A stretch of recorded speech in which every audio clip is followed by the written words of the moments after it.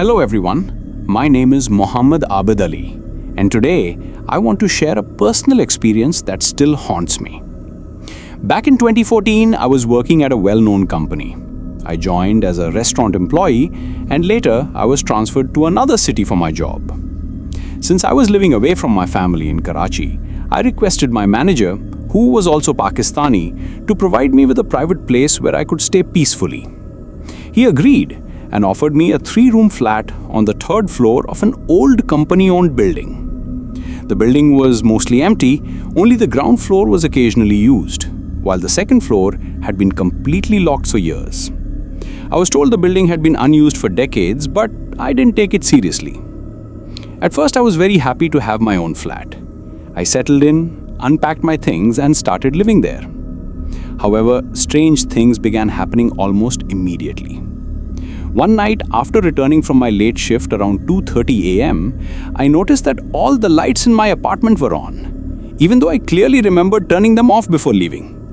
I usually kept only one light near the kitchen on, but that night the entire place was lit. I ignored it, thinking I might have forgotten, and went to heat my food. That's when I suddenly heard voices of multiple people talking inside my apartment. My heart sank. I lived alone. Who could be inside? Before I could react, I saw a small child run into my room at full speed. Terrified, I rushed outside instead of chasing him. Shaking, I called a close friend. He came over, and together we went back inside. But strangely, everything looked perfectly normal. Lights off, no one there, no sign of a child. As days passed, my neighbors also told me they often saw a woman on the terrace of my building combing her hair at night. At first, I laughed it off, thinking they were joking. But soon, more disturbing incidents followed.